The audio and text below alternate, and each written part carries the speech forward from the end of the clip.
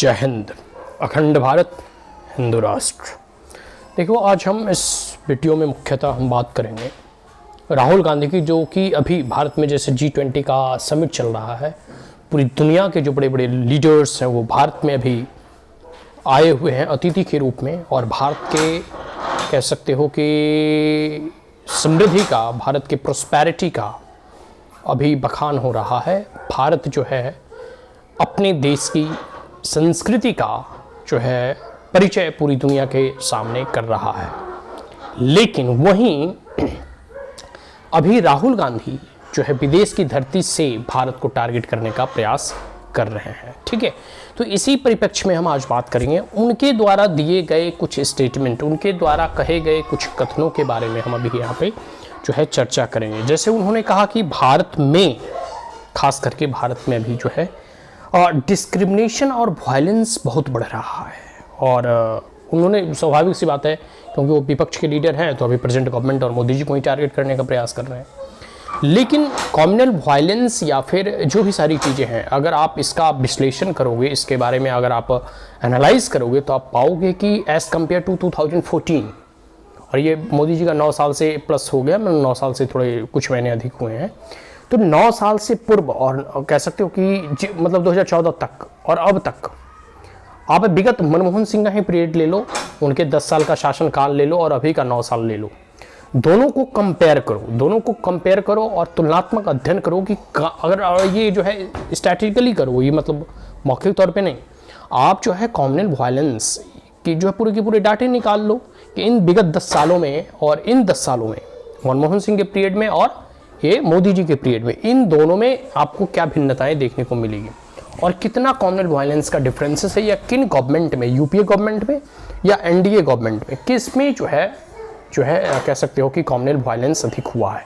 आप पाओगे कि जितनी कम्युनल वायलेंस यूपीए के दौरान हुए थे, और सिर्फ केंद्र के स्तर पर ही नहीं, और डिफरेंट जहाँ कांग्रेस की गवर्नमेंट है, स्टेट गवर्नमेंट है, उस स्तर पर भी जो है आप इसका राजनीतिक विश्लेषण करके देखो, तो आप पाओगे कि यूपीए के शासनकाल में और कांग्रेस के मुस्लिम तुष्टीकरण के कारण अधिक जो है कम्युनल वायलेंसेस देखने को मिले हैं। और इस चाहे मुजफ्फरपुर का दंगा ले लो और बहुत सारे दंगे हुए, आप देखो ये पूरे के पूरे 9 सालों में एक भी ऐसा इंसिडेंट बताओ जहाँ के कम्युनल वायलेंस, जैसे अब दिल्ली दंगा वगैरह हुए, तो ये पूरे के पूरे ऐसे ही टूल किट वाले गैंग और देश विरोधी एजेंडा में जो रहते हैं वो सब जो है करते हैं। फिर जो अमेरिका के कह सकते हो कि राष्ट्रपति आए थे, उस वक्त भी जो कम्युनल वायलेंस हुआ था, वो सब पूरे के पूरे विदेशी टूलकिट का प्रायोजित दंगा था, और ऐसे ही देश विरोधी और एंटी इंडिया के जो टुकड़े गैंग हैं, इनके द्वारा ये सब सारी चीज़ें प्रयोजित थी। तो आप कह सकते हो इस चीज़ को कि भाई कम्युनल वायलेंस बढ़ रहा है, कह देने से कुछ नहीं होता। सरकारी आंकड़े क्या बताते हैं, इससे आप तुलनात्मक अध्ययन करो ना, और डाटा और फैक्ट के साथ राहुल गांधी आप बात करो, तब तो जाने कि आप सारी चीज़ों को जो है सामने रख रहे हो। दूसरा है कि असल्ट ऑन डेमोक्रेटिक इंस्टीट्यूशन। वाह राहुल गांधी, वाह। डेमोक्रेटिक जो लोकतांत्रिक संस्थान है उन पे क्या असॉल्ट हो रहा है? कुछ नहीं भाई। आप देखो तो इमरजेंसी किसने लगाया? पूरे के पूरे आप इमरजेंसी लगाने के कारण को देखो, न्यायालय के फैसले के विरोध में जाकर और अपनी कुर्सी खोने के डर से इंदिरा गांधी ने पूरे के पूरे जो है कह सकते हो कि आपातकाल की घोषणा कर दी। फिर इसके आगे आप देखोगे तो आप पाओगे कि पूरे के पूरे जितने भी सीबी, ईडी, इनकम टैक्स, ये सब सारी संस्थाओं का दुरुपयोग अगर किसी ने प्रारंभ किया तो कांग्रेस की गवर्नमेंट ने किया। डेमोक्रेटिक संस्थानों का कैसे मैनिपुलेशन किया जाता है ये कांग्रेस से बेहतर और कौन जानता है। और क्योंकि कांग्रेस ने इसको कृत्य को किया है, तो उसे यह लग रहा है कि प्रेजेंट गवर्नमेंट भी करती होगी है ये सब सारी चीजें। तो डेमोक्रेटिक संस्थानों को कौन मारता है, लोकतंत्र की हत्या का प्रयास कौन करता है, ये आप बेहतर होगा कि आप इंदिरा गांधी से पूछें। ठीक है, अब कांग्रेस ही इसका सही प्रत्युत्तर देगी राहुल गांधी आपको। ठीक है, तो आप राहुल गांधी, कांग्रेस के द्वारा जो कुकृत्य किया गया और जिस प्रकार से लोकतंत्र के और लोकतांत्रिक मूल्यों की हत्या करने की प्रयास किए गए, ठीक है, बीजेपी ने वैसा नहीं किया, मोदी गवर्नमेंट ने वैसा नहीं किया। ठीक है, इतने तो आंदोलन हुए मोदी गवर्नमेंट के भी इरा में, लेकिन मोदी ने कभी भी आपातकाल की घोषणा नहीं की। तो लोकतांत्रिक संस्थानों को कैसे मिटाया जाता है, कैसे उसे दबाया जाता है, ये सारे के सारे गुण और चरित्र कांग्रेस के ही हैं। ठीक है, इसके बाद अगर आगे बात करूं क्या कहते हैं इसकी क्या कहते हैं, इसके बाद अगर हम बात करें थोड़ा, जैसे गवर्नर वगैरह जो पहले होते थे, तो 1967 के चुनाव के बाद, फिर जनता पार्टी की गवर्नमेंट बनी 1977 के चुनाव के बाद, जो फिर 80 में जब कांग्रेस वापस आई, तो जितने भी उस वक्त के इलेक्टेड गवर्नमेंट थे सबको जो है उन्होंने हटा दिया। इलेक्टेड गवर्नमेंट जो राज्य की सरकारें थी या फिर गवर्नर थे उनको जो है उनके पद से हटा दिया। तो ये सब सारी चीज़ें हैं, और लोकतांत्रिक मूल्यों और लोकतांत्रिक संस्थानों को कौन ध्वस्त करने का प्रयास करता है, ये पूरे भारतवासी जानते हैं। इसके बाद उन्होंने कहा कि minorities are under attack, except जिहादियों को छोड़ दो। तो सिख से पूछ लो, क्रिश्चियन से पूछ लो, और फिर कह सकते हो कि जैन से पूछ लो, पारसी से पूछ लो, ज्यूज से पूछ लो, विश्व की जितनी भी माइनॉरिटीज़ हैं वो सब भारत में रहते हैं, एक्सेप्ट जिहादी, इसको छोड़कर, जो कि माइनॉरिटी है नहीं। ठीक है, भारत में किसी भी माइनॉरिटी पर हमला नहीं होता, और वास्तविकता तो ये है कि कन्हैया लाल जैसे लोगों जो कि मेजोरिटी में है उनको माइनॉरिटी हत्या करता है, जगह जगह बम फोड़ते हैं। तो आप देखोगे ना, तो ये लोग जो है ना, और ऐसे भी इनको तो पाकिस्तान ऑलरेडी मिल ही गया था। अगर इन्हें लगता है कि भारत में उन्हें जो है संवैधानिक अधिकार नहीं मिल रहे हैं, भारत में उन्हें स्वतंत्रता नहीं है, या भारत में जो मौलिक अधिकार अन्य नागरिकों को मिलता है उन्हें नहीं मिल रहे, यही माइनॉरिटी और मेजोरिटी का जो फंडा है ना, कांग्रेस कभी करती थी और वो राहुल गांधी आज कर रही है, जिसके कारण कल पाकिस्तान बना था।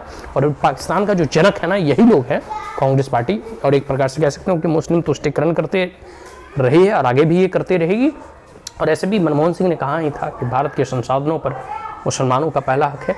तो ये जो मुस्लिम तुष्टीकरण की जो नीति है ना, कि माइनॉरिटी पे अटैक हो रहे हैं, घंटा अटैक हो रहे हैं, पाकिस्तान लिया था किस लिए, जाओ पाकिस्तान में रहो, हैं। आगे है दलित एंड ट्राइबल्स। भाई दलित राष्ट्रपति भी बीजेपी ही बनाई, आप तो बनाए नहीं, रामनाथ कोविंद जी बने। फिर अभी देखो ट्राइबल, जो विश्व के, जो भारत के सर्वश्रेष्ठ पद होते हैं, उस पर अभी हमारे राष्ट्रपति के तौर पर जो है एक ट्राइबल वुमेन जो है आकर आसीन हुई हैं। तो ये कह देना एकदम अप्रासंगिक होगा। ठीक है, हाँ ये ज़रूर है कि ट्राइबल कम्युनिटी को 2 बोरे चावल और कह सकते हो कि थोड़े बहुत गेहूं देकर उसे कन्वर्जन का जो ये कह सकते हो ईसाई जो मिशनरी काम करती थी, वह जो है कांग्रेस के द्वारा प्रायोजित किया गया था, जिससे कि अब मोदी गवर्नमेंट के आने के बाद थोड़ा बहुत इसमें कमी आई है। ठीक है, और जितने भी FCRA वगैरह जो फंडिंग है वो अब उसकी प्रॉपर मॉनिटरिंग होती है। तो ये सब चीज़ों को देखते हुए ये पूरी की पूरी चीज़ें, सारी की सारी चीज़ें जो है इसमें धीरे धीरे लगाम लगाने का प्रयास किया जा रहा है। और जिस प्रकार से ईसाई कह सकते हो, जिस प्रकार से कह सकते हो ट्राइबल कम्युनिटीज़ का डेवलपमेंट हो रहा है, ट्राइबल एरिया का विकास हो रहा है, ट्राइबल म्यूजियम बनाए जा रहे हैं, अनसंग फ्रीडम फाइटर थे उनको जो है लेकर म्यूजियम बनाए जा रहे हैं, उनकी स्मृतियों को सजोया जा रहा है, आज़ादी का अमृत महोत्सव मनाया जा रहा है। तो स्वाभाविक सी बात है कि इनके पेट में तो जलन होगा, इनके पेट में तो दर्द होगा ही। ठीक है, क्योंकि ये तो ऐसे मान बैठे थे कि पूरी की पूरी देश की आज़ादी एक ही परिवार और एक ही पार्टी ने किया है। ठीक है, तो ये सब सारी चीज़ें हैं, किसी के ऊपर अटैक बटैक नहीं हो रहा है, ये अपनी एजेंडा ऐसे भी देश की धरती पे चलाते रहें। ठीक है, ठीक है, क्योंकि ये कौटिल्य चाणक्य ने कहा था कि विदेशियों के गर्भ से उत्पन्न हुआ पुत्र कभी भी जो है देशभक्त नहीं हो सकता। इनकी जो ब्लड है ना, उसमें इटालियन खून है, खून है, स्वाभाविक सी बात है कि ये चाइना के लैंग्वेज और चाइना की भाषा बोलेंगे, ये विदेश की धरती से जो है भारत का अपमान करने का प्रयास करेंगे। और जब भी इन्होंने विदेश के भारत की कभी भी अच्छाइयाँ, खूबियाँ और भारत की जो ऐतिहासिक, सांस्कृतिक और पारंपरिक जो धरोहर और विरासत रही है, उसके बारे में इन्होंने कभी बात नहीं किया। जहाँ तक हो सका कि ये लोग जो है विपक्षी और खास करके कांग्रेस और राहुल गांधी जो है मोदी को गाली देते देते ये जो है देश को गाली देने प्रारंभ कर चुके हैं। अब चाइना के ट्यून पर बहुत अच्छा नाचते हैं। जो BRI project, belt road initiative का अगेंस्ट में भारत है, इस चीज़ को याद रखना। उस BRI प्रोजेक्ट का समर्थन करती है कांग्रेस और BRI प्रोजेक्ट का प्रशंसा करती हुई दिखती है कांग्रेस और राहुल गांधी। अब राहुल गांधी और कांग्रेस इसका स्पष्टीकरण दे। उन्होंने कहा है कि पूरी दुनिया में कम्युनिस्ट जो कांग्रेस कह सकते हो चाइना है, उन्होंने एक बहुत ही अच्छा अल्टरनेटिव प्रस्तुत किया है। तो कम्युनिस्ट और कांग्रेस का बहुत पहले से गठजोड़ रहा है। तो आज अगर राहुल गांधी कम्युनिस्टों और चाइना की जो है प्रशंसा कर रहे हैं, तो इसमें कोई नई चीज़ नहीं है, ये तो पहले से ही इन दोनों का गठजोड़ रहा है देश का भंडाधार करने में। ठीक है, और चाइना का आपको पता है कि 1964 में कम्युनिस्ट पार्टी और मार्क्सिस्ट और कम्युनिस्ट CPIM में दोनों विघटन हुआ। एक जो है चाइना का समर्थन कर रहा था, एक जो है भारत का समर्थन कर रहा था। ये सब सारी चीज़ों को समझो कि किस प्रकार कांग्रेस जो है 1962 के युद्ध में हार जाने के बाद नेहरू कहते हैं कि यह वो तो पत्थर है, वहाँ भूमि में क्या, वहाँ तो घास भी नहीं उगता है। तो लेकिन आज वही राहुल गांधी वहाँ लद्दाख में भी लॉन्ग ड्राइव पे जाते हैं स्टैंड दिखाते हुए।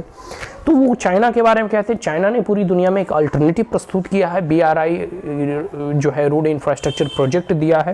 देखो कैसे चाइना का गुणगान कर रहे हैं, वाह बेटा वाह, मौज कर दी।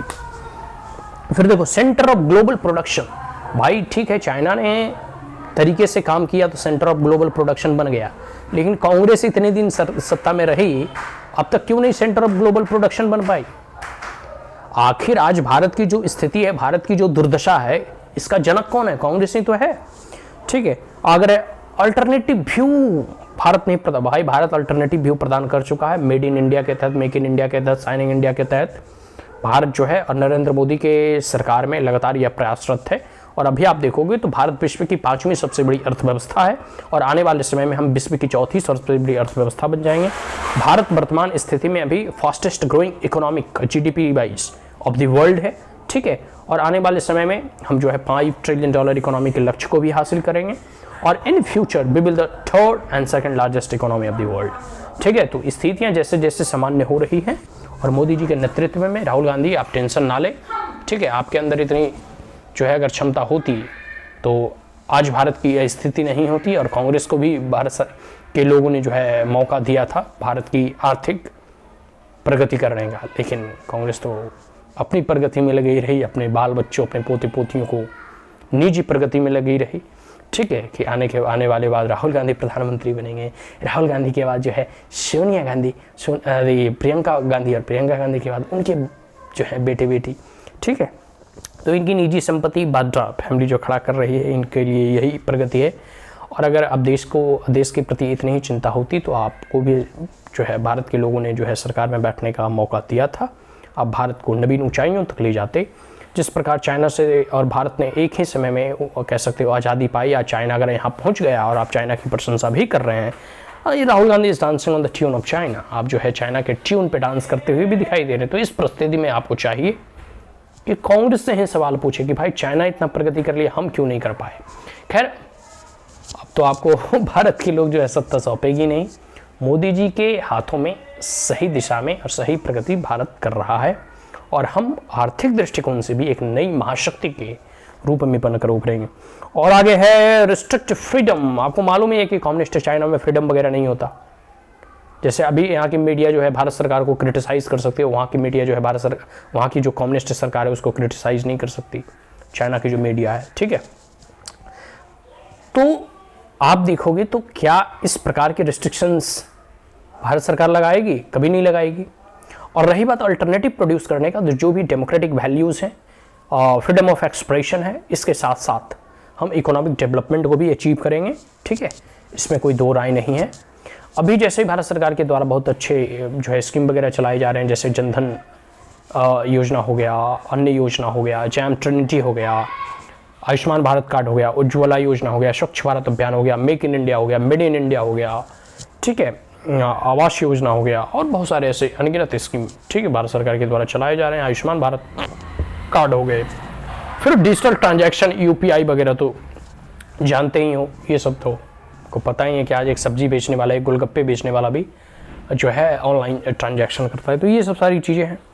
तो मोदी गवर्नमेंट के इस इरा में, इस दौर में भारत नवीन ऊंचाइयों को छू रहा है, नित्य नवीन प्रगति और उन्नति कर रहा है। अभी हम जो है कह सकते हो कि विश्व की 5वीं बड़ी अर्थव्यवस्था है और हम चाइना को टैकल कर लेंगे। इसके लिए राहुल गांधी को अधिक जो है ना चिंता करने की आवश्यकता नहीं है। ठीक है, अब चाहे जो भी हो जाए, अभी G20 का समिट हो रहा है। बेहतर होता राहुल गांधी अपने ही देश में रहते, अपने देश के साथ रहकर यह जो अभी G20 का जो है सम्मेलन चल रहा है इसमें सहभागी बनते, इसमें पार्टिसिपेट करते तो और अच्छा होता, ये प्रशंसनीय कार्य होता। लेकिन वो विदेश की धरती से, अभी जहाँ पूरी दुनिया की निगाहें भारत के प्रति है, वो विदेश की धरती से भारत को टारगेट करने का प्रयास कर रहे हैं, जो इनके कुलसित मानसिकता का प्रदर्शन है और प्रदर्शित करता है।